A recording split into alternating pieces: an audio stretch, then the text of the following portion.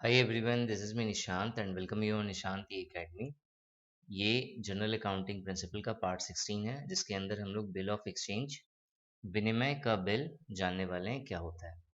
Bill of exchange का complete concept इसके अंदर सीखेंगे। इसके अलावा जो भी बिल ऑफ एक्सचेंज से रिलेटेड इंपॉर्टेंट डेफिनेशंस है वो देखेंगे। नेक्स्ट एकोमोडेशन बिल क्या होता है ये देखेंगे। कुछ इंपॉर्टेंट मैंने एमसीक्यूज लिए हुए हैं वो देख लेंगे और इसका जो पीडीएफ होगा इस लेक्चर का वो आपको टेलीग्राम चैनल पे अवेलेबल होगा। बिल ऑफ एक्सचेंज होता क्या है इसे हम एक एग्जांपल से समझते हैं।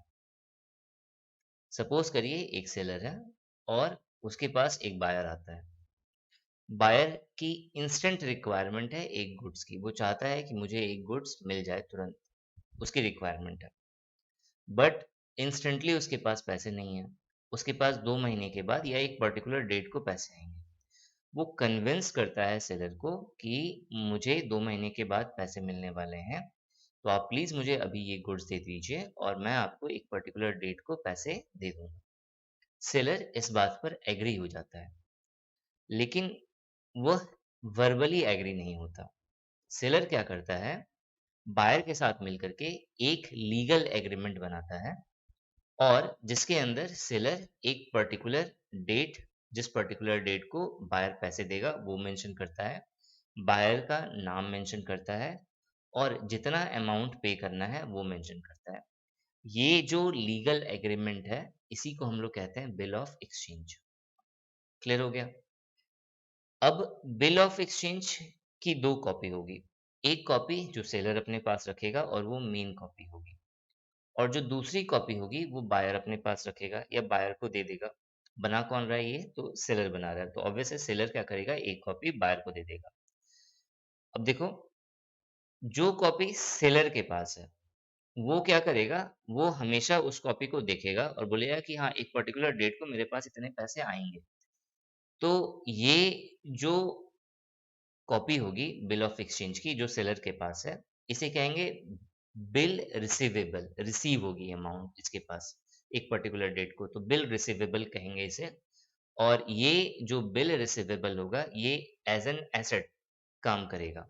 Again, bill of exchange seller के लिए एज एन एसेट काम करता है, जिसे हम लोग क्या कहते हैं, बिल रिसीवेबल। और इसे कहाँ मेंशन करते हैं, तो बैलेंस शीट के एसेट साइड में मेंशन करा जाता है इसे। बिल ऑफ एक्सचेंज की वो कॉपी जो बायर्स अपने पास रखेगा, तो बायर्स क्या करेगा, उसे समय समय पे देखेगा और उसे हमेशा लगेगा कि मुझे इस पर्टिकुलर डेट को क्या करना है, सेलर को पैसे चुकाने हैं। तो बायर के लिए ये एक लायबिलिटी की तरह वर्क करेगा। तो बिल ऑफ एक्सचेंज यहाँ पे बिल्स पेबल कहलाता है। बिल को क्या करना है, पे करना है, चुकाना है, और इसे बैलेंस शीट के लायबिलिटी साइड में मेंशन किया जाता है।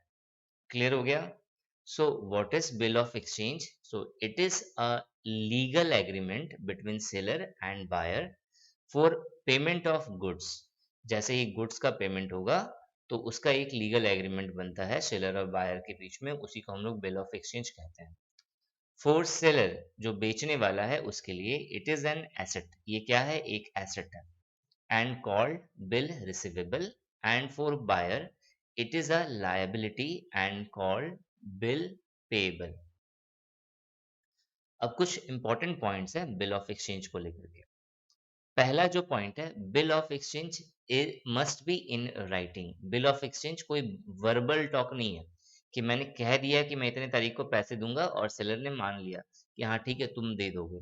तो ऐसा कुछ नहीं है। बिल ऑफ एक्सचेंज जो है राइटिंग के में लिखा होना चाहिए, इन रिटन स्टेटमेंट होना चाहिए। दूसरा, it is an order to pay, बहुत इंपॉर्टेंट लाइन है। ये क्या होता है, बिल ऑफ एक्सचेंज एक ऑर्डर होता है जो सेलर है वो देता है किसे, बायर को, कि एक पर्टिकुलर डेट को तुम्हें पैसे पे करने हैं। क्लियर हो गया? सो ये एक ऑर्डर है। कैसा ऑर्डर है, तो अनकंडीशनल ऑर्डर है। थर्ड पॉइंट में मैंने मेंशन करा हुआ है, payment order must be unconditional. यहाँ अनकंडीशनल किस सेंस में है, तो इसका मतलब ये नहीं है कि जो है कि अगर पैसे पे नहीं करा तो फिर कुछ कंसेशन मिलना चाहिए, या फिर पैसे पे करने की सिचुएशन में नहीं है तो कुछ डिस्काउंट दे दो, ऐसा कुछ नहीं है। यहाँ पे कोई कंडीशन मेंशन नहीं है। सिर्फ क्या होगा कि जो बायर होगा उसका नाम मेंशन होगा, डेट मेंशन होगी और जो अमाउंट उसने जितने अमाउंट का सामान लिया था वो अमाउंट उसे चुकाने हैं, वो अमाउंट मेंशन होगा। इसके अलावा कुछ मेंशन नहीं होता, कोई कंडीशन यहाँ पे लिखी हुई नहीं रहती। सो नॉन कंडीशनल ऑर्डर होता है ये। चौथा, the maker of bill of exchange is required to sign it. जो मेकर है, बनाने वाला है, कौन बनाएगा? तो सेलर बनाएगा, तो उसका साइन होना बहुत जरूरी है। पांचवा, the payment amount will be fixed. जो पेमेंट अमाउंट होगा वो फिक्स होगा। देन छठा, the date on which payment is made should also be clearly written in the bill of exchange.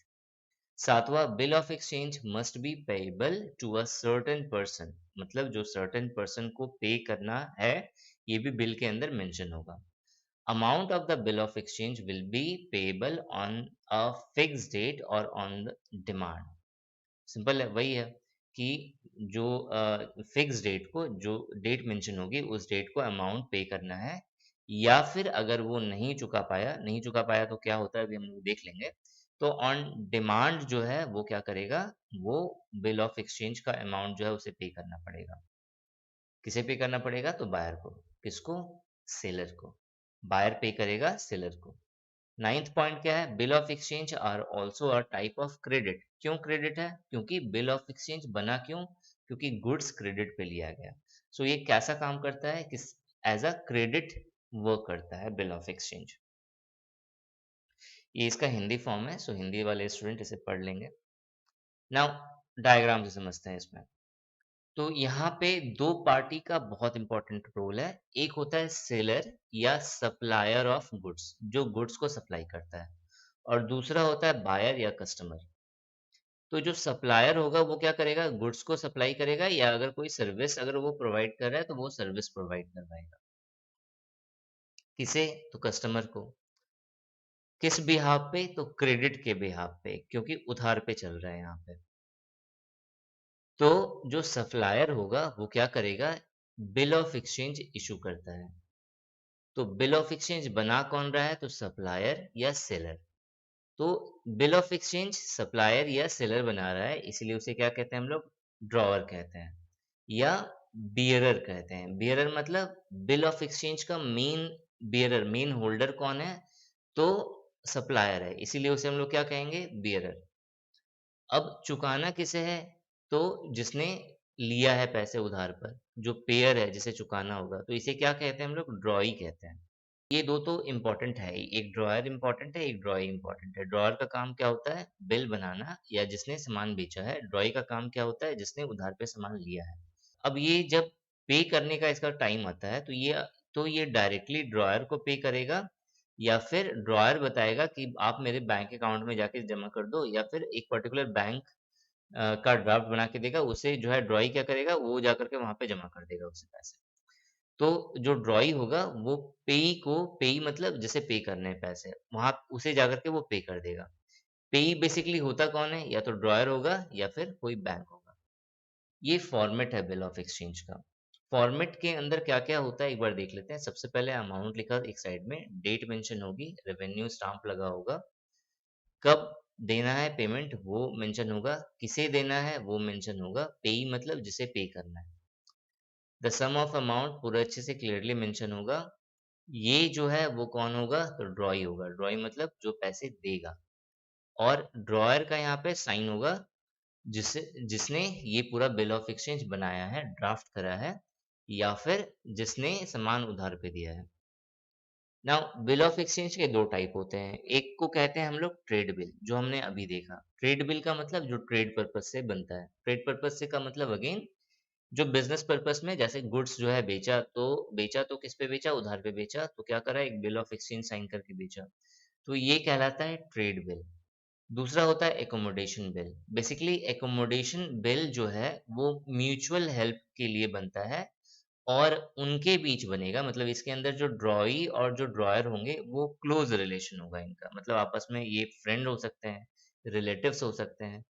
वो एकोमोडेशन बिल के अंदर आता है। एकोमोडेशन बिल एग्जैक्टली क्या होता है वो हम लोग आगे देखेंगे।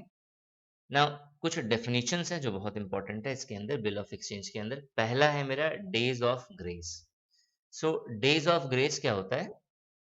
अब देखो ये ज़रूरी नहीं है कि जिस डेट को मेंशन करा गया, उस डेट को एग्ज़ैक्टली जो ड्रॉई है वो पेई को पेमेंट दे दे।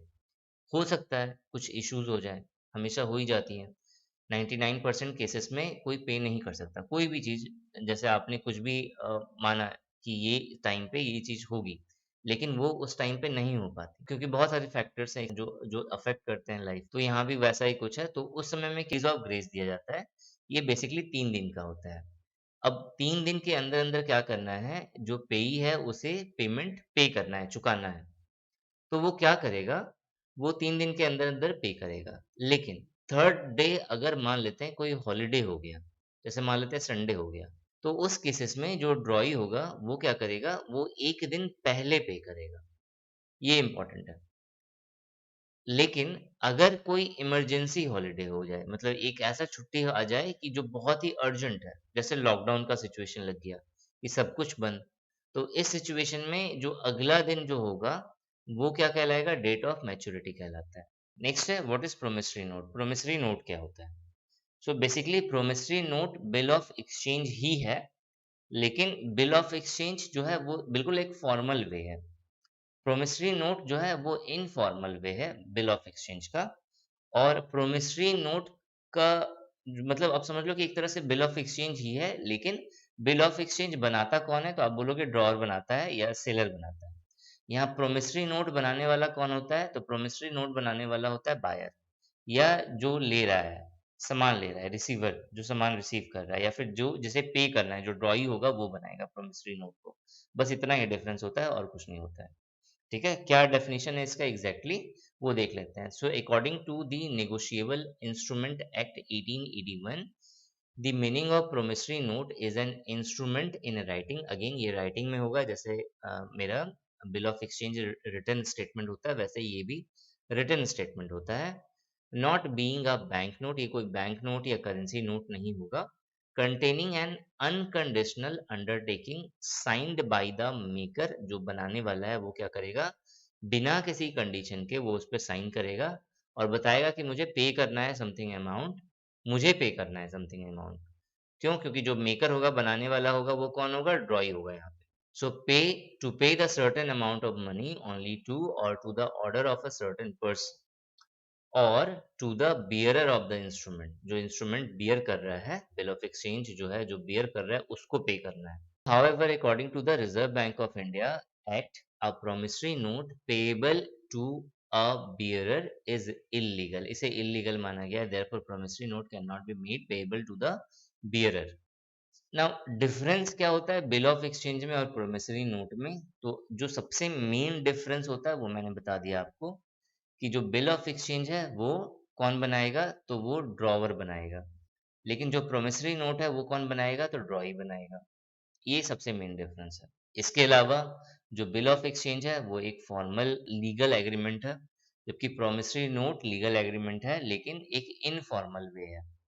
नेक्स्ट है मेरा एंडोर्समेंट ऑफ बिल, बहुत इंपॉर्टेंट। एंडोर्समेंट ऑफ बिल क्या होता है? When bill of exchange authority और ownership is transferred from seller to another person और company, then this is called endorsement of the bill. Basically क्या है एंडोर्समेंट ऑफ द बिल? जैसे bill मेरे पास है, मैंने बनाया है बिल, किसी एक पर्सन को पे करना है जिससे मैंने उधार में कुछ दिया, सपोज करिए। तो उस सिचुएशन में क्या होगा, लेकिन 2 महीने के बाद जो है उसे पे करना है। तो लेकिन मुझे क्या है, मुझे इंस्टेंटली पैसे की जरूरत है, तो मैं क्या करूंगा, जो मेरा जो बिल ऑफ एक्सचेंज है वो मैं किसी और को दे दूंगा और बदले में उससे पैसे ले लूंगा। ये मैं कर सकता हूँ। ये हो सकता है कि मैं क्या करूँ, कुछ कुछ कम पैसे लेकर के किसी को बेच दूं वो बिल ऑफ एक्सचेंज। समझ रहे हो आप? तो यहाँ पे एंडोर्समेंट ऑफ द बिल क्या होता है, तो जब बिल ऑफ एक्सचेंज को की अथॉरिटी या ओनरशिप जो है वो एक सेलर से किसी और दूसरे पर्सन या कंपनी के पास चली जाती है, तो ये जो प्रोसेस है इसे कहते हैं हम लोग endorsement of the bill.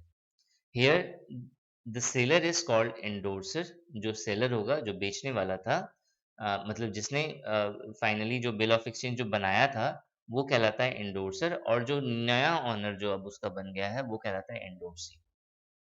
Discounting of the bill क्या होता है? डिस्काउंटिंग ऑफ द बिल में क्या होता है ना, कभी-कभी जैसे मान लेते हैं मुझे इंस्टेंट पैसे की ज़रूरत है और मेरे पास बिल ऑफ एक्सचेंज है। और मान लेते हैं आपके पास पैसे हैं, लेकिन आपको ज़रूरत ज़रूरत नहीं है बिल ऑफ एक्सचेंज की। क्यों? क्योंकि झमेला में क्यों पड़ना? पता नहीं पैसे मिलेंगे कि नहीं मिलेंगे, कौन जानता है।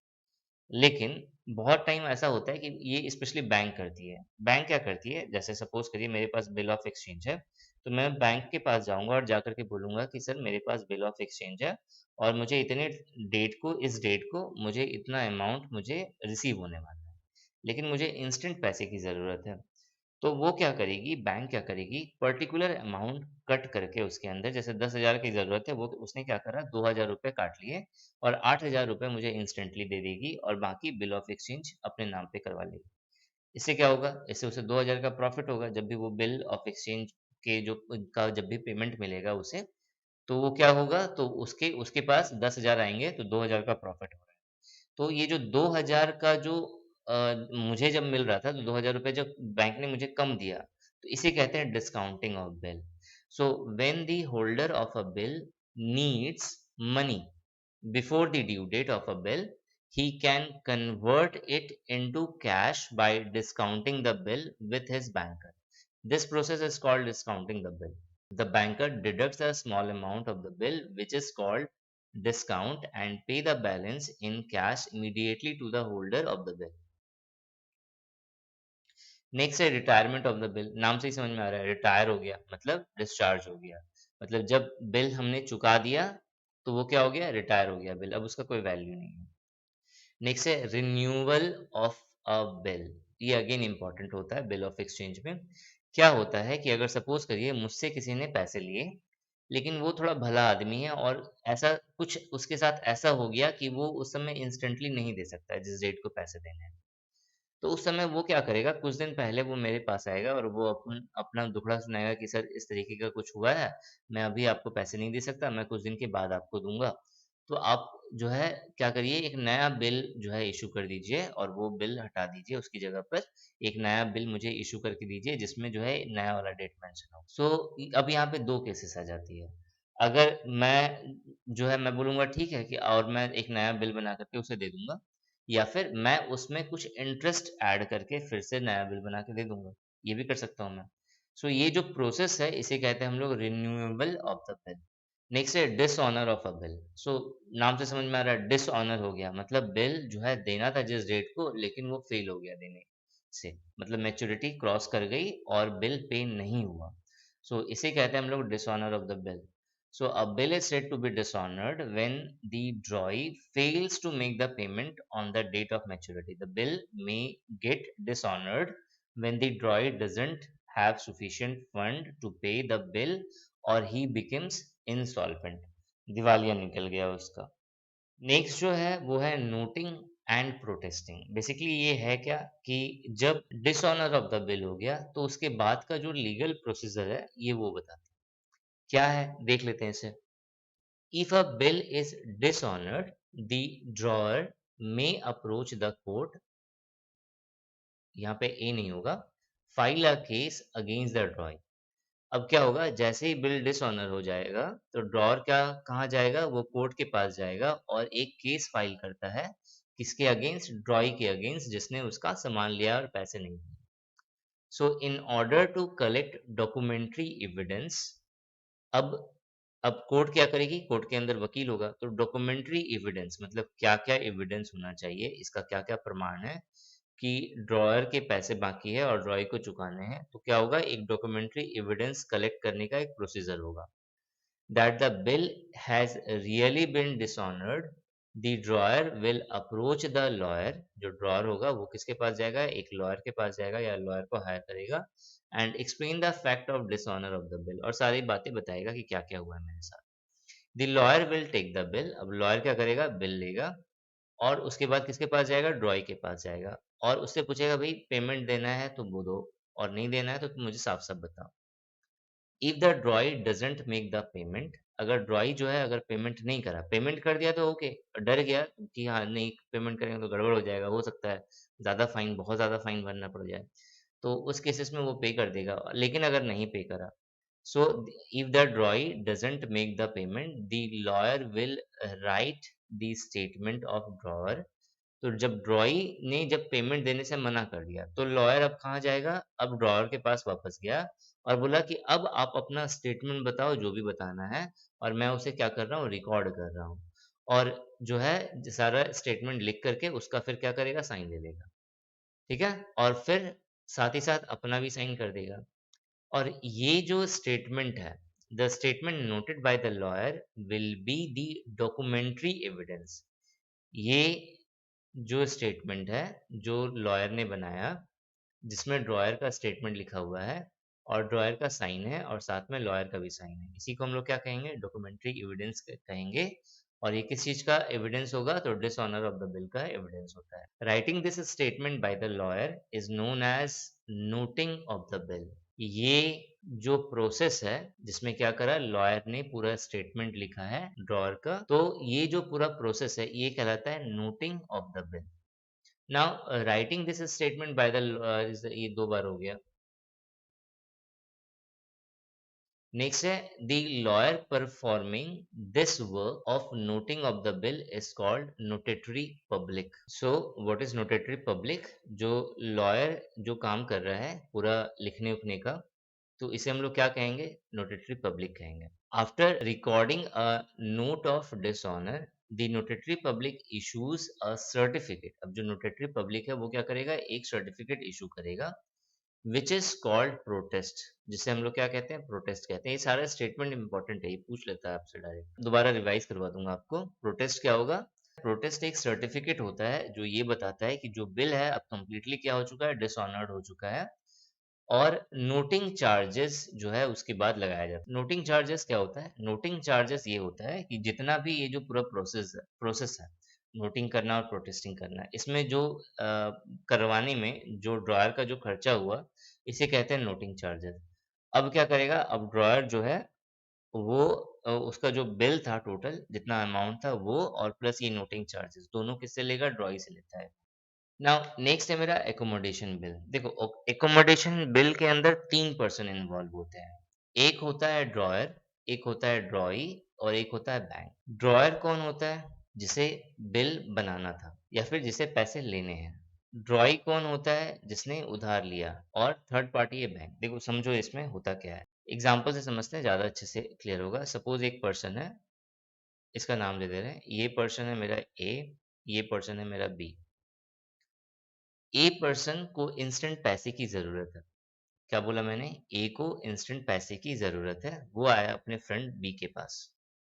उसने बोला, "देख यार, मुझे पैसे की ज़रूरत है, तो मैं एक काम करता हूँ, तू बड़ा रेपुटेटेड आदमी है अपने एरिया का, तो मैं तेरे नाम पे एक बिल ऑफ एक्सचेंज बनाता हूँ और मैं क्या करूँगा, वो बिल ऑफ एक्सचेंज लेकर के चूँकि मुझे बहुत ही इंस्टेंट पैसे की ज़रूरत है, मैं सीधा बैंक के पास जाऊँगा और उसे डिस्काउंटिंग करवा दूँगा। तो बैंक क्या करेगी, जैसे सपोज़ करो जैसे ए को ज़रूरत है अचानक से 2 लाख रुपए की, सपोज़। ये आया अपने फ्रेंड बी के पास और बी से बोला कि दोस्त मुझे ज़रूरत है 2 लाख रुपए की, तो तू एक काम कर, तू जो है एक बिल ऑफ एक्सचेंज जो है पे साइन कर दे। मतलब मैं बिल ऑफ एक्सचेंज बना दे रहा हूँ, तू साइन कर दे कि तूने पैसे लिए हैं मुझसे 2 लाख रुपए। ठीक है? तो ये बोलता है ठीक है, मैं कर दे रहा हूँ क्योंकि ये फ्रेंड है इसका। तो अब जैसे ही इसने साइन कर दिया, ये क्या करेगा, ये इस बिल ऑफ एक्सचेंज को लेकर के ये कौन? ए। ए इस बिल ऑफ एक्सचेंज को लेके कहाँ जाएगा? बैंक के पास जाएगा और बैंक से बोलेगा कि मुझे पर्टिकुलर डेट के बाद सपोज़ 1 साल के बाद, 1 ईयर के बाद मुझे मिस्टर बी से जो है 2 लाख रुपए मिलेंगे। तो मैं चाहता हूँ कि आप ये बिल ऑफ एक्सचेंज जो है अपने पास ले लें और मुझे जो है अभी इंस्टेंट मनी की ज़रूरत है तो मुझे दे दें। तो बैंक क्या करेगा अपना कुछ अमाउंट काट करके 2 लाख में से बाकी के पैसे वो इंस्टेंट क्या करेगा मिस्टर ए को दे देगा। बी को अब थोड़ा-सा डर लगने लगा, वो सीधा ए को बोलता है कि देख तूने तो पैसे ले लिए, तेरा तो काम हो गया ना अब यहाँ पे। लेकिन अब जैसे जिस दिन को ये जो बिल होगा वो पेएबल होगा, जिस दिन को मुझे पे करना है, उस दिन बैंक तो आकर के मेरे पास से लेगी पैसे। तो इस सिचुएशन पे जो है मिस्टर ए जो है वो क्या करता है, वो बोलता है कि नहीं-नहीं ऐसा कुछ नहीं है मेरे दोस्त, मैं तुझे जो डेट है उससे 1 दिन पहले या उसी दिन जो है मैं तुझे पैसे दे दूँगा और तू जाकर के बैंक में जमा कर देना। ठीक है? तो ये क्या हुआ, म्यूचुअल हेल्प हुआ एक दूसरे का, इसी को हम लोग कहते हैं एकोमोडेशन में। नाउ अब कुछ इंपॉर्टेंट क्वेश्चंस है वो देख लेते हैं। सो what is the bill receivable account? Bill receivable account क्या होता है? सो चार ऑप्शंस है, personal account, machinery account, real account and nominal account. जो सही आंसर है वो आपको रेड में दिख रहा है, रियल अकाउंट है। बिल रिसीवेबल अकाउंट क्या होता है? रियल अकाउंट होता है। दूसरा है अ bill of exchange includes, bill of exchange क्या इंक्लूड करता है? तो एन ऑर्डर टू पे, जैसे मैंने बताया था ऑर्डर होता है ये। नेक्स्ट है who draws a bill of exchange, bill of exchange कौन ड्रॉ करता है? तो ऑब्वियस है कि जो होल्डर होगा, यहाँ पे क्रेडिटर जो है जिसने लोन दिया, तो क्रेडिटर नहीं होता है। जो बिल ऑफ एक्सचेंज कौन ड्रॉ करेगा? जो बिल ऑफ एक्सचेंज को होल्ड करके रखता है। क्रेडिटर मतलब जिसने क्रेडिट पे दिया है, तो क्रेडिटर वो बाद में ट्रांसफर हो सकता है। इसमें कंफ्यूज हो सकते हो आप सभी कि क्रेडिटर होगा या होल्डर होगा। तो आप ये ध्यान रखना, होल्डर होता है, जो बिल होल्ड करके रखता है वही जो है बिल को ड्रॉ करेगा। नेक्स्ट क्वेश्चन है when the bill is noted from the notary public is known as. अब नोटेटरी पब्लिक से जो बिल नोट हुआ है, नोट करा गया है, उसे वो किस नाम से जाना जाता है? तो आंसर इसका नोटिंग है, अभी हमने देख लिया था। तो ये कुछ क्वेश्चंस थे। आपको और भी अगर क्वेश्चंस प्रैक्टिस करने हैं तो डेली डोज का पैकेज है निशांत ई एकेडमी लर्निंग ऐप पर। आप उसे गूगल प्ले स्टोर से डाउनलोड कर लीजिए। डेली डोज का सब्सक्रिप्शन पूरे साल भर का सिर्फ 10 रुपए का आता है, जिसके अंदर आप हर तरह के गवर्नमेंट एग्जाम का प्रिपरेशन कर सकते हैं। अभी फिलहाल जो है ये बिल्कुल नया ऐप है, तो यूपीएससी ईपीएफओ और एसएससी सीजीएल्स के रिगार्डिंग, इवन यूपीएससी सीएसी के प्रीलिम्स बेस्ड जो है कुछ एमसीक्यूज के सेट्स इसके अंदर हैं, आप जाके विजिट कर सकते हैं इसे। चीज़ें समय के साथ साथ अपडेट होंगी। ये पूरे एक साल का सब्सक्रिप्शन है जिसके अंदर आपको बहुत सारी चीज़ें मिलने वाली हैं। सो ये पूरा बिल ऑफ एक्सचेंज था। Thanks for watching and wish you good luck for your paper.